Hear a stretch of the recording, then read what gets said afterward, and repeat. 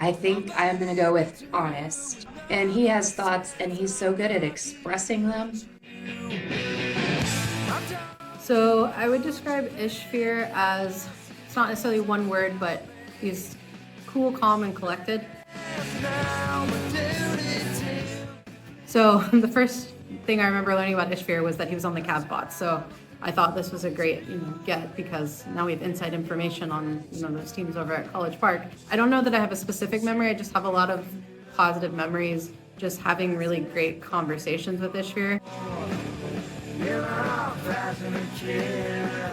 I just have so many just good moments and just good conversations with Ishveer. Things about culture, things that are, more about what's happening with the robot. I think just being open and he works and talks. So it goes back to the positivity thing. I think positivity is contagious, and especially again when you're in those high stress situations. Well, I probably just made you sound like a blabbermouth, but you're not a blabbermouth. You're pretty stinking wonderful. And I love that you travel so many places and you've lived different places and you just keep doing that. The way he talks to other people is very welcoming. It's very warm, and I would encourage him to continue to reach out to other people and encourage that sort of positive. In robotics, she's in charge, and you know it. And she can talk to anybody and give them a list of things to do, and they will do it. So I would describe Ishita as strong. She's tough, she's assertive, but she's also kind.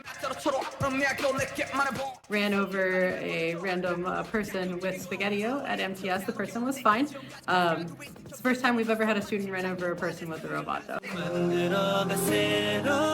Like, she was very serious all the time, very serious. And just finding out when we went on a trip that she's pretty much a normal teenage girl and talks on the phone to her friends and wears silly lipstick and curls her hair a little bit. And she is definitely going to tell you constructively what you're doing wrong and how to fix it. No one's afraid to hear that from her. Influence team culture, and it comes back to what I said earlier about being a good communicator. I think her communication style is very direct. I can see that kind of reflected in other team members as well, as far as how they communicate with each other. To keep pushing for the things you want, even if they don't necessarily come easy. I know that's something that she works really hard at, is, she doesn't run away from a challenge. Keep being bossy, girl. Keep being bossy. Be in charge. Do something where you're going to be in charge one day. I think you'd be amazing at just being in charge. Come back and see us. Tell us all about it. I would say that Sparky is indispensable. He is a jack of all trades, and he jumps in anytime you need him.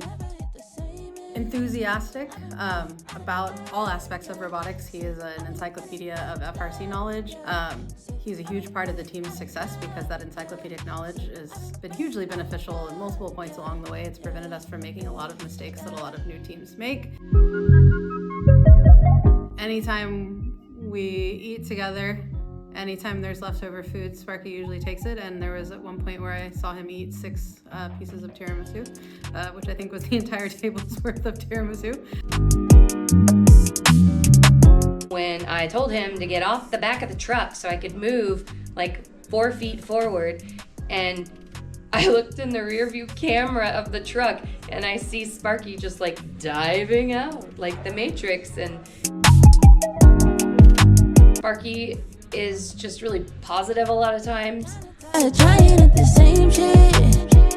So Sparky's probably been the most influential member of the team as far as getting to know the younger members and training and working really, really hard to make sure to continue the legacy of the team. He will drop what he's doing no matter what he's doing in order to help someone.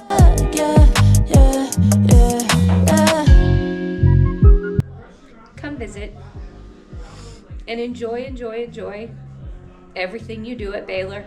Enjoy it. come visit. That kind of passion is really rare, and that kind of devotion to others, being willing to give of your time and of yourself in order to make sure that the program is successful, that's something really rare. So I would describe Connor as reserved, but I mean that in a positive way. So he is a very good communicator. He just is very particular about when he communicates, and I respect that a lot about him, because if there's something important I need to know, Connor will tell me and he will say something. But he's also very serious and very focused on the task that he's working on.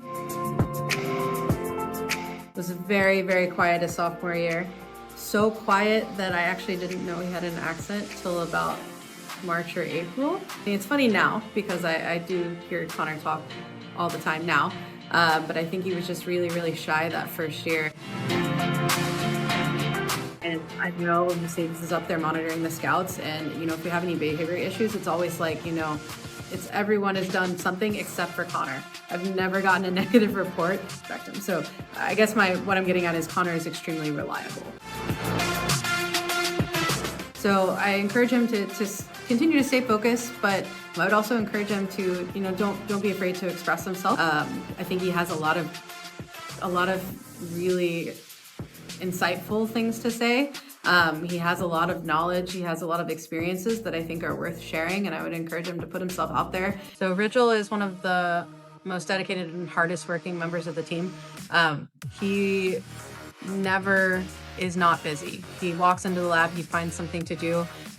He rarely takes a break. He is a big part of why we're able to get things done, because he is just a relentless worker. Along with that, I've gotten to know quite a few of Rijul's nicknames. The most common one that I hear is Wriggle. There's a whole list of them. They're all different variations of his name or similar names, but that's probably the funniest thing, is you never know what someone's going to call Rijul, but we always know that they're talking. And just gets to work and is just constantly working. It's hard to be around them and also not be working. So I think his work ethic does translate to other members of the team, but also he's one of the first people that will, grab someone and that doesn't look super busy and give them something to do and show them how to do new things. Being hardworking is awesome, but being fun is awesome as well. And those are both things that Rijul has, and I want to make sure that he always keeps that balance, that he's able to always find the fun in the things that he's doing, even though he's going to go on and do bigger and more important things. It's always good to find the light side and have a good time while you're working that hard. The best way I can describe Jamie is that he's creative, and I mean that in the most positive way possible. It's a really rare quality in a student on the robotics team, because they're so STEM focused. Jamie really uses all parts of his brain, and that's really lended itself to some really, really interesting ways. Funny story, it was a sophomore year. We had a couple events, I believe, with bleachers with nothing underneath, and Jamie dropped his glasses under the bleachers more than one time. Which meant I had to go get security more than one time to get Jamie's glasses. Apparently he just had loose glasses and he shook his head too much. They would fly off his head and under the bleachers. So Jamie's been a big influence specifically on the CAD team, because again, his creative problem solving is really unique, and kind of teaching other people to think in that same way, but also his approach to CAD is really unique as well. Keep thinking outside the box. It's really easy when you get into college and you get into industry just to kind of follow the status quo and not make waves. But I think Jamie has the potential to make a difference and really do something different and impactful and make his own path. So I would encourage him to not limit himself and always, keep that creativity alive.